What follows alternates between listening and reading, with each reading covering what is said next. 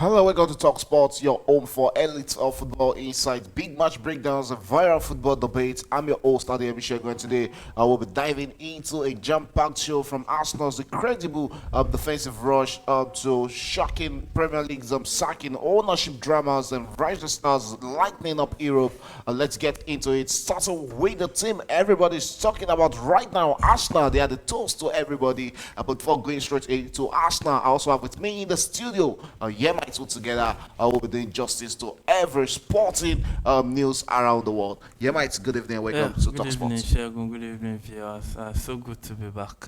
Yeah, it's always good to be back on Talk Sports. But before we go into the talk about Arsenal, let's start from the up front. We saw the news, the trading news about NFF and talking about the money, the grants got Yeah. from FIFA. We saw the shambles of what they call the stadium built in Binikebi, and we saw the site of the one they said it's ongoing in what's it called Kenya. in Delta. But Delta, yeah.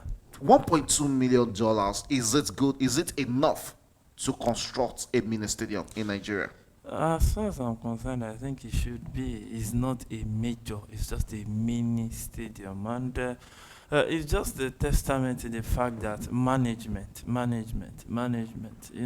how do we manage these things? How do we go about it? It's not as if Nigeria's amount is if FIFA, one of the things FIFA does is they actually weigh it. They know how much this things is a worldwide market. You get these materials, they know how much it costs.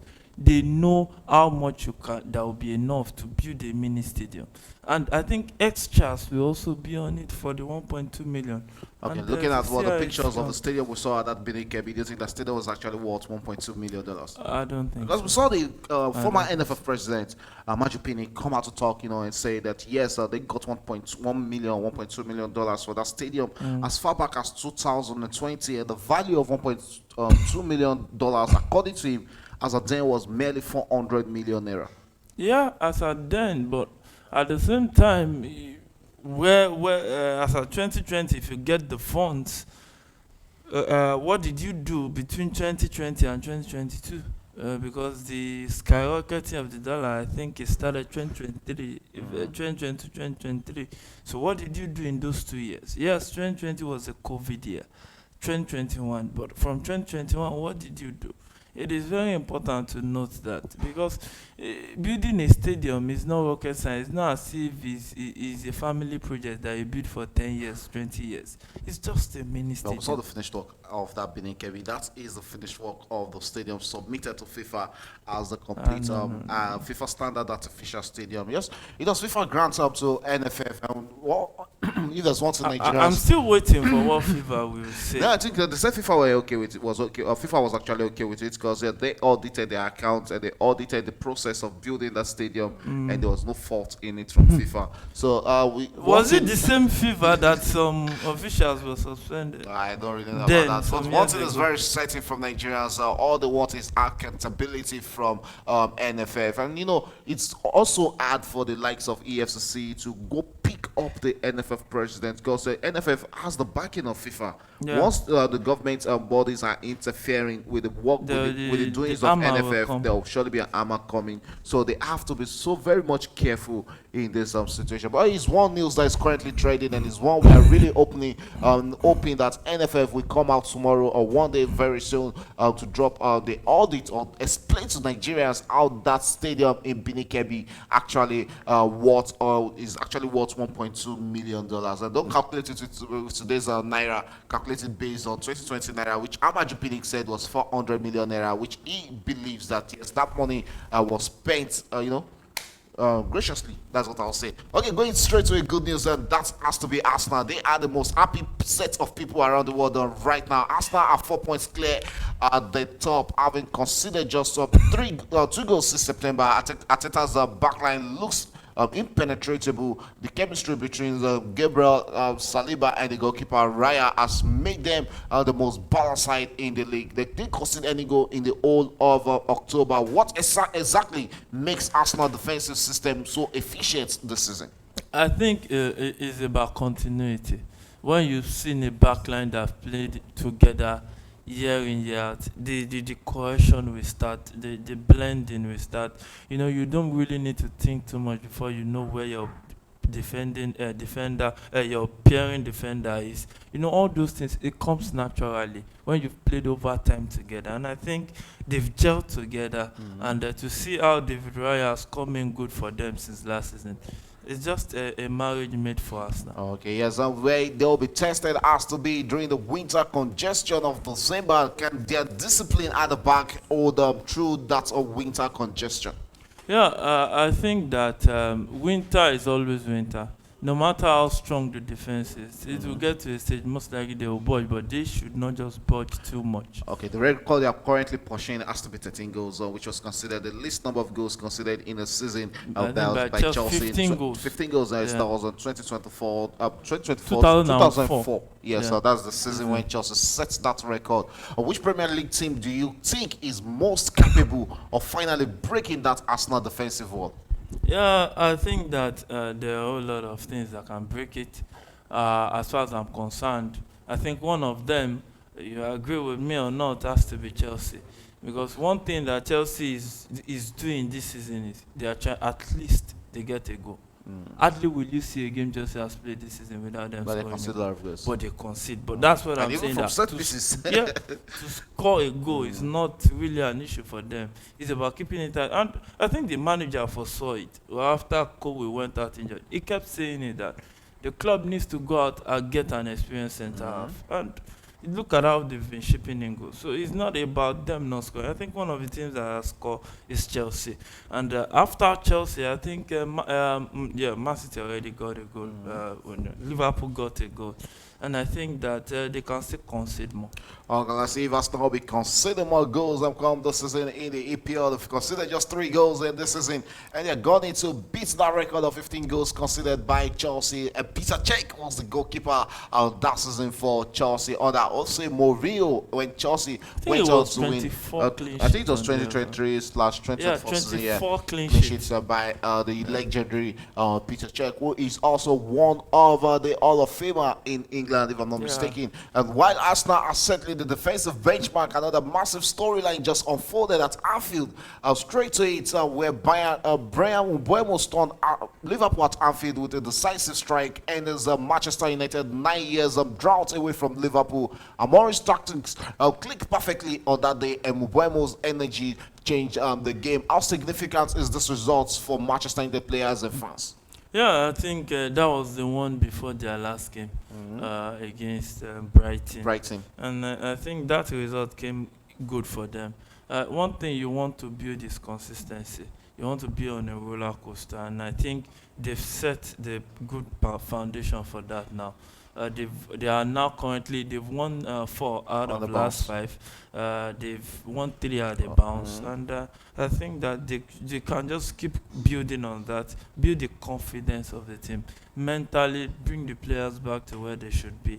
And at the end of the day, I think Man U can have themselves to congratulate for it. Okay, we've seen the criticism on the manager Ruben Amorim, but he has been getting the results for Manchester United where it matters most. Do you think, that patience from the board is actually paying off for them, or is it just having, a lineup of easy fixtures for Manchester United? I think that either it's easy or not. These are some of the fixtures they lost last season.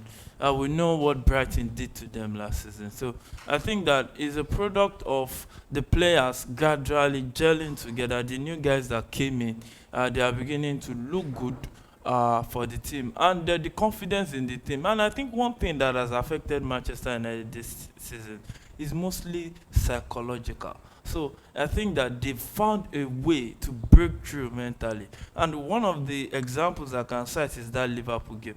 A Man U before, once they considered that goal, they feel jittery. And this Manchester United went out and got another goal. Look at against Brighton. Considered 2 after the 3rd game. We saw last season, 2 seasons ago, mostly they will be fidgeting and maybe end the game 3-3. They went out and got 4-2. Now that's the mental thing we are talking about. Your belief system. You keep believing, you keep playing for it. Okay, and there's no talk about Manchester United without talking about the man who is currently in the form of his life, Brian Mbeumo. How can he become a long-term difference maker in United's front line? Yeah, I think it can be. He's one of those players that you see that they are serious players. They don't joke around. They just want to kill the game off, kill it off. You know, those kind of Diego Costa attitude in front of goal. Just kill the game off. And look at that last goal against Brighton. That explains it all. He doesn't play around. And I think it will come good for Manchester United if they can have the best support cast around them. Okay, yes, his country Cameroon will also be banking on that big man during the FIFA World Cup Africans playoff, which starts on November 13th. The Super Eagles of Nigeria will be playing against the Gabon team in that on that day. Later at night on the 13th, Cameroon will also be playing against DR Congo. So it promises to be another interesting week of football on African soil. Straight away from Manchester United's resurgence to Wolf impulsion. The story at Molios is Chairs on and off the pitch. Wolverhampton are in turmoil, just 2 points from 9 games, and now an unexpected 400 million pounds takeover bid from John Texel, a move that could reshape the club's future amid the financial instability and relegations of fears currently. Is this takeover a genuine lifeline or just a distraction from Wolves on-field disasters? You know, one of the best league in the world to invest is the Premier League, where you get to make money, return on investment, and it is always lucrative to get a club in the Premier League. And when you see clubs, mostly they come for clubs that Bless you. really having challenge. When Manchester United sold part of the shares, it was when they were actually on the downward trend. So I think that's what is happening to Wolves. So it is business. If the offer is sweet enough for the owners, they can take it. We saw them against Chelsea. That was a scary game today out Yeah. here. I was in the studio and I was almost having my Yes. my tongue in my throat on that night. Although I'm not a Chelsea fan, but We know you are. emotions just come in sometimes. But still on Wolverhampton. Can a new investor truly fix the cultural and sporting problem on Wolverhampton this season? I think they can. We've seen investor fix Newcastle, investor fix Chelsea, then investors fixed Man City. So it's about how much you are willing to give. And with that kind of takeover, I think it's something that it can come good for Wolverhampton. So the problem at Wolverhampton, do you think it has to be it's really around the ownership issues, or just they are not having good players, or is it the manager? Where's the issue coming from? I just think that sometimes in the season is like this, where the club, you can't really point out what is wrong. Look how they came back at Chelsea. Look how they came back to Burnley and they still lost. So it means that the team is not as if they are bad. Something is just not clicking. And I think that if the manager can just get to lay his hands on it, I think Wolves will be better off. Okay, lastly on Wolverhampton, what happens when ownership politics starts affecting the dressing room? We saw that happen at Nottingham Forest, and it seems to also be affecting Wolverhampton this season. Yeah, you cannot take away politics from football. It is a marriage that you can't Make or break. separate. So you just have to be. You see, in football, there's always an iota of luck. Because now, as a fan, you don't have a power over what happens in that boardroom.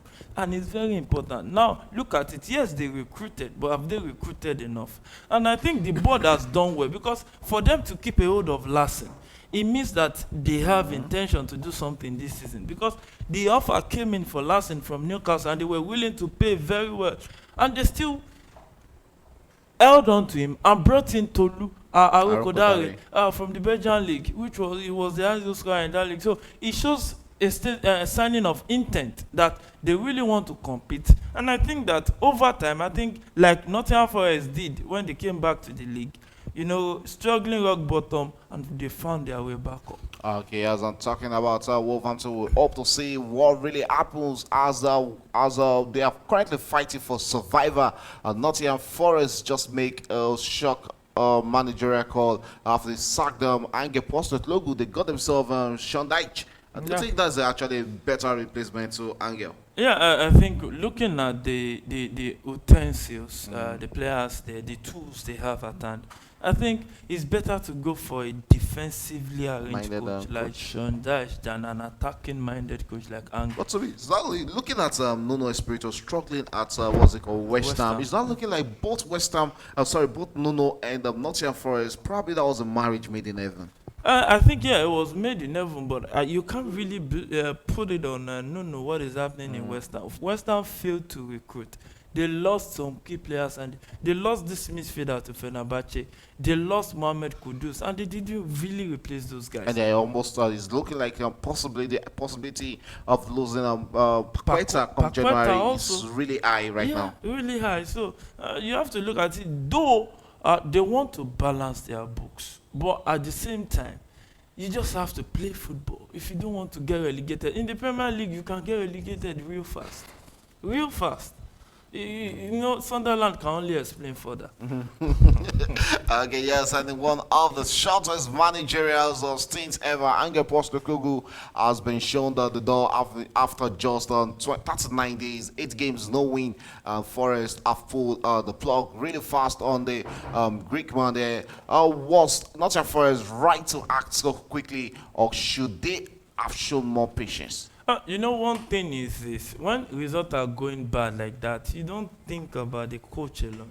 You look at the body language of the players, because okay, you know, when he got sacked, no got sacked, we spoke here and I was like, see, I don't envy the next coach because these guys love the manager that was there before, so he will take the heat. They might not play for him, which is you see Nottingham Forest holding it down, 9 minutes. They just lost everything. You know, these things, you know, footballers can be very And funny. Nottingham Forest also lost players who I think they didn't really, replace back in that. We saw Elanga make that move to Yeah, Newcastle. to Though even Newcastle. Elanga seems to be struggling at Newcastle to me. But They lost Ola to a long-term injury. He will be back in Yeah, December. he should be back December. But they also brought in Ondoye? Ondoye. They brought in Zichenko also and some other guys. So I think that they've done justice to recruitment.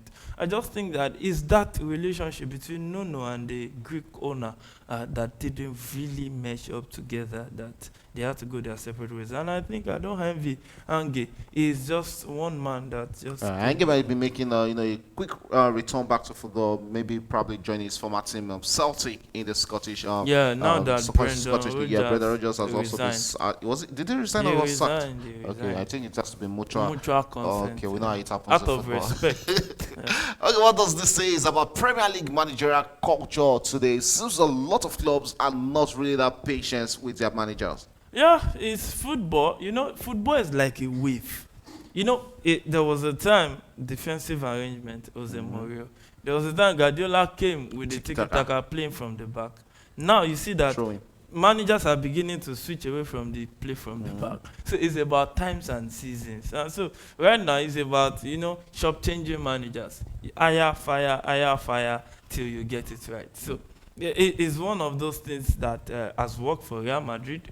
It worked for Chelsea. It has worked for Barcelona because Barcelona too has been hiring and firing. So when you see any club that really wants to do well, they hire and fire most times. Okay, that is it. Well, let's switch to something more positive. A surprise up story from the South Coast where Bournemouth are really flying high down this season. Antoine Semenyo has been sensational this season. 6 goals in 7 matches and now diving Bournemouth into a top 4 contention.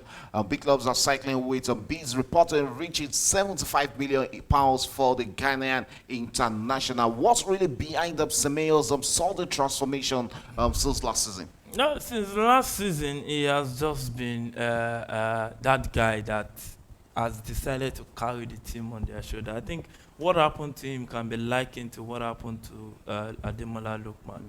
You know, players just surge and they just want to take up the responsibility and carry their team. And I think that's what Semenyo has done. And he kept improving. And there's one thing we have to mention is that it is easier to carry teams like Bournemouth when the pressure is not much, the eyes is not really on you, the attention is not really on you. When you miss 5 chances in a game, it just go like that.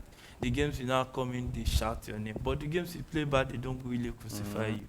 is different from when you now go to a team that they will crucify you. So I think that Semenyo has come good. Okay. We hope he can If there's continue. really a player I really respect or I really fear whenever he cuts in or find himself in the box and having his shooting position, it has Yeah. to be Semeyo Yeah. and Moises Really. Caicedo. Because whenever you watch them in training and the way they are always specific taking shots, shooting Yeah. trainings, then you have to really be scared. Whenever Semeyo cuts in, I'm always scared of the end product of that ball. And it's really paying up for him because you know those sleepless nights, those time you go extreme to train yourself is what is You really see, working the magic for the young man. If you want to be a leader in the team, you have to put in the extra work. Now, for instance, I remember Amis Rodriguez of I think is it Colombia. Colombia. When he got signed on with big To Real money move Madrid? to Real Madrid, he wanted Even at to Bayern Munich, surprise. he actually flopped also. Yeah, he wanted to surprise. I think it was him. Yeah, I think he should be him. Wanted to surprise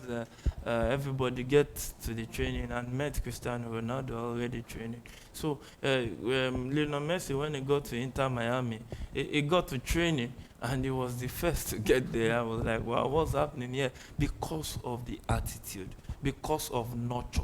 You can be talented, which is nature, but you need to nurture. So I think that for you to nurture, you have to put in the extra hours. You don't put the extra hours, you don't get the extra gains. Okay, I'm talking about the extra hours being pulled by Bournemouth. Is it possible realistically? Can they get onto? Can Bournemouth realistically hold onto Semeyo if the Giants come calling? We've seen Chelsea, Manchester United, Liverpool all cycling around the Ghana International Yeah, I think that Bournemouth will find it difficult to keep him. to keep him. And why I think so is that they couldn't hold Dean Hudson. Yeah, They to couldn't Real hold Madrid. this other Zach that went to PSG. Yeah. Losing your two key centre backs, and they couldn't hold them down because when the right money came. If the right money comes for Semedo, I don't think they will be able. Who this guy who made the move to Brentford? Is it what's it called? The Burkina Faso winger. Winger, yeah. Also make the move to Brentford. But yes, looking at still on Semeyo. Is it looking more like a hype or just a season wonder? No, I think he has been consistent since last season, and Yeah. he has continued when he started. If you see the attitude, you will know Top that notch. he's one hell of a player. But I don't now know if he will budge under pressure, because it's one thing to be talented, it's another thing to perform under intense pressure. Okay, and moving forward, and speaking of stars leading their teams, one man stands at the heart of Arsenal title charge. His name is Bukayo Saka. Bukayo Saka is having a stellar campaign with Arsenal, decisive goals, relentless pressing, and maturity beyond his years. Arsenal haven't looked this ready to win the league in 2 decades. Wow. As Bukayo Saka officially become the face of Arsenal's new era. You know, one thing about Arsenal is that those squad they've grown, and one of the guys that grew up with them is also Bukayo Saka. We saw him start as a defender, evolve A to left become back. a striker, an A attacker. winger. A Yeah, we winger. also saw it with Gareth Bale at Yeah. Tottenham Hotspur. Started as a So left back even and, Didier Drogba. just went out to be an explosive winger. So it happens like that in football, and he has grown to be. He can be that face of Arsenal that can lead the line, and I think that he's already even the face. Yeah, because who would going forward? Yeah, whenever you talk about I Arsenal, think Bukayo going Saka forward, has is to be the Saka name. has to be number Okay. one. Okay, how has Arteta managed to protect and develop Bukayo Saka so effectively? I think that you have to give Arteta a whole lot of praise. Praise. Because he has done a lot of coaching in that team. When he joined that team, Gabriel was not this Gabriel. You know, we can begin to. Saka was not this Saka. Martinelli was not this Martinelli. You know, he has done a lot of coaching on those guys and added some few talent. And I think that you have to give Arteta a lot of Do they have what it takes to win the league? Finally win the league Yeah, this season? I think if Arsenal does not win the league this season, Arteta should be gone. Okay, and lastly on Arsenal, could fatigue or over reliance on Bukayo Saka derail Arsenal title ambition later this season? I don't think so, because they are not over relying on Saka any longer. That was the story of last season. The story of this season is different. They brought in Madueke because of Saka. Yeah, but he's also out injured. And Eze is there, he can deputize. There's also The young man, extra. Sloan, They also is there. didn't let Trossard also go. So it's like, I think that their biggest signing, Arsenal this season, has to be that sport director, Berta, because he's looked at that squad and he has really brought in guys that they need, not just numbers. And Gabriel Jesus is still heart injured, and he can be a plus on the wings. It doesn't have to Arsenal. be number 9 for Arsenal. So Yeah. the squad is rich enough. As Yeah, well. if there's one thing you can actually give it to Arsenal this season, it has to be the squad depth. It's really insane right there at the Emirates. We hope to see them this weekend, probably win or lose one game this season. Okay, straight up, 3 wins in October, 0 goals conceded, and Ruben Amorim has been shortlisted for manager of the month. United identity rather looks restored with its present system and squad harmony improving weekly. What has been the key tactical shift since Ruben Amorim arrival? I don't think it's about arrival. It's about now. Because he has been playing high pressing and has been losing a lot of games. He has come under a lot of fire, the heat and all. But look at it now. I think there's a mental shift from the players. And I think that now they are beginning to believe. They know that, see, it's one thing to say that there's an escape route. It's one thing to say that there's no other way out. You just have to do what you have to do. And I think that that's where Manchester United players are. They've now reserved their mind and say, okay, let us do this. And they are putting their mind into it. Yes. Okay, next, are Manchester United genuinely turning a corner, or this is just a good run of form for them? It's too early to say they are turning a corner. Before you can talk about Manchester United, maybe they've improved. It has to be the end of the season. Wow, so we have to wait till the end They've of the really season. gone into the well very deep. It's how deep you have gone that will determine how fast we say that we are coming out of it. And I think that you just have to give them time. Okay, yes, so you just have to give Manchester United time to grow and come in better. Probably they can also get their hands on the big years. I'm talking about the Premier League title come end of the season. The season's still fresh. We're just going into match day 10, and everything is still open for every team who wants to win the league. And lastly, on Manchester United, can realistically lead United back into title contention this season, next season also.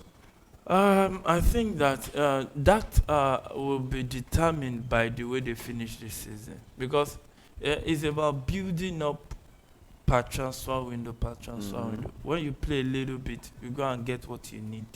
Because now football, you can't really get everything at once because of FFP, so you cannot afford to be careless. So when you build to some extent, then you improve the squad. You keep improving till you get there. Okay, meanwhile, Arsenal next test could come from an unlikely challenger this weekend. Burnley young fullbacks who are really turning the heads straight at just 22. Burnley's Queen Deshi Atman ready as for our system this season. His fearless run and composure on the ball could cause a lot of trouble for Arsenal. Otherwise, perfect system. How big of a test is this matchup for Arsenal this weekend? Yeah, I think that is not really big of a challenge for them. Crystal Palace was a tougher opponent. I think they should. If you want to win the league, you should be at least Defeating teams like Burnley. Yeah, Burnley. Even if you have to fight for it. Okay. Could Atman be Burnley's breakout player of this year? Um, I think. I don't forget think it. They also have this South Africa striker, if I'm not Yeah, mistaken, in that team. in their teams. I think that we'll still have to look at it in time, because But they also Burnley, have what's it called, Ugochukwu, yeah, in the middle of the Ugochukwu park. in the middle of the park, who is doing very well for them also. So I think that this season, let time test it and we'll see over time. if Okay, it and will lastly come on good. Burnley, how the smaller clubs like Burnley nurture talents that big teams really overlooked. Okay, moving straight on. Speaking of Rising Star, another young gem is emerging quietly down at Brighton, 18 years old. Karalumpos or Costolas, who scored his first senior goal against Manchester United. Brighton's track record with youth development continues, and this might be their next big exports. Yes, why does Brighton keep producing elite young talents year in after and year in year out? Yeah, it's about what what is team, their mission statement, what they are all about, how they've set up that club to be is about making money. It's about so I think their recruitment team will be top. Yeah, I saw the young man against what's it called, Arsenal in the Carabao Cup, a fantastic player on his day. Could he follow in the footsteps of players like Mitoma or Caicedo or the likes of Baleba? I think you can. If there's one environment for you to thrive, it is Brighton, one of them in the league, and to see that the pressure is not as much, so they can actually grow. Okay, and finally, at the top of the table, as the top of the table tightens, one massive question remains: can Manchester City or Liverpool catch Arsenal? Manchester City and Liverpool have both some slipped, leaving Arsenal in control. Injuries, forms, and fatigue have played a part, but history tells us neither Pep nor the Liverpool manager Arne Slot are done yet this season. City and the Liverpool struggles. Cities and Liverpool struggles temporarily, although they sign deeper issues. I think that the issue with Liverpool is not really recruiting defensively enough. They can't rely I think on they spent a lot on attacking players, forgetting their defense. Arnold left, they never really replaced Arnold in defense. I think they replaced him with Frimpong, but Frimpong has out really, injuries, and they are just a victim of that transfer that collapsed on deadline day, Maguire. Because if Gueye was in that out of the fence, I think that they would have been better off. But hey, it's still a long season. They're still January transfer window to recruit. Yeah, they'll still be going back. They'll always be going back for Yeah. So I think that Liverpool can still find their way back, but I think that before that time, maybe Arsenal would have put in enough gap point difference. Okay, what do you think Arsenal must do to ensure they don't collapse under pressure? They need to keep winning their games. Just keep winning. Look how they struggled against Crystal Palace. Just think that 1-0 in. Yeah, and just I think it has been 1-0 for their last two games in the league. 1-0. You don't have to 5-0. You don't have to. Just keep getting the 3 points. And for City too, I think that City this season we just try to stabilize again and rebuild. Now they are in a and the likes of Mamouche is back. We have Cheki is also back for Manchester City. Nori is also back. Those guys, those are fantastic players in their own I game. don't see those guys winning the league for Man City. Yeah, they are good guys, but you need to remember the Man City that we know of Kevin De Bruyne. That when they come at you, it's as if he has eyes all over the place. So they've not really replaced Kevin De Bruyne, and I think that's been one of their own doing. Once they can find a way to replace Kevin De Bruyne, I think they will try. And Rodri too, that has been in and out, has not really gotten his form. So losing those two key players at that point in time, I think that's the. Okay, lastly, who is your current pick for the Premier League title, and why are you picking that team? For me, the Premier League title is Arsenal's title to lose, and because the depth of the squad, see, the league competition is marathon of football, so you cannot you cannot do without. Mostly injuries will come in season, fatigue will set in, and all those things. So you need a rich squad. When you have a rich squad, then you can actually contend for the league. Okay, lastly, we started with Nigeria. Let's end it with Nigeria. On Under 17, the Flamingos crashed out of the FIFA Under 17 World Cup. Expectedly, losing 4-0 to Italy in the round of 16. A lot of questions that why did they even make it to the round of 16? Why not just come as early as possible? But looking at the goalkeeper, what's that name? Boniface. I'll just remember that name. Boniface is the name. Yes, a lot of questions are on everywhere that. Without Chiamaka Nadozie, there's a big problem for Nigeria when it comes to Super Falcons goalkeeper. Yeah. I saw the goals Boniface considered at that Under 17 World Cup. I was like, seriously, terrible goals considered. See, one thing is this: when you don't have the proper structure, it will rub off on you. I think Bankole was actually lazy. That's the manager. He was actually Lowokere Bankole was actually lazy coming to this competition. I don't think he's lazy. Now look at it. What is the path that Nigeria has created to discover fresh talent? You are talking about the female game. Even the male team, we are struggling with the goalkeeper. We're struggling. Forget what Nwabali is doing. He just had a very good nation. After Nations Cup, he has been on the decline. It's obvious. So even the male team is struggling. This thing is a very, very clear cancer that is eating up the national team, both male and female. So what can they do? They need to go and create that part. Their drawing board that they used to visit.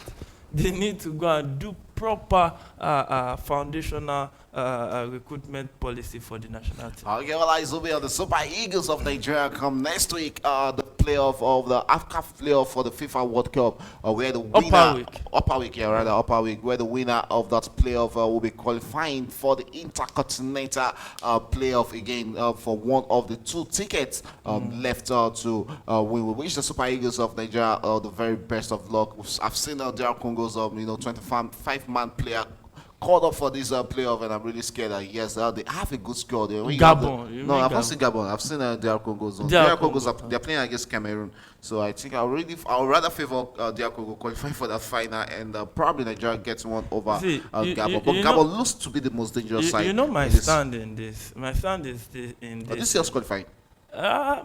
It's blink. It's really blink. Realistically, it's blink. But my own stand is this: you want to go to the World Cup and you want to impress the Nigerian fans, you need to be able to defeat any of those. We are going to the World Cup to make the numbers, not to win the World Cup. No, it's not. No, this is what I'm saying. It will. As much as you want to see Nigeria in the World Cup, you don't want to see them get 7-1 thumping, 6-1. You're not getting that. Not even from Spain. Oh my goodness. All right, it was a pleasure having you. Okay, that's it for today's Talk Sports. What a whirling of stories from Arsenal rise and sarcasm stardom to United revival, Wolverhampton chaos, and evolving Premier League title race of football never sleeps.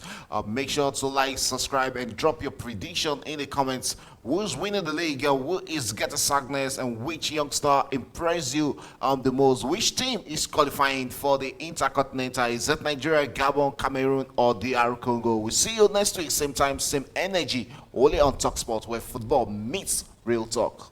Goodbye. Oh, another goal for Super Eagles!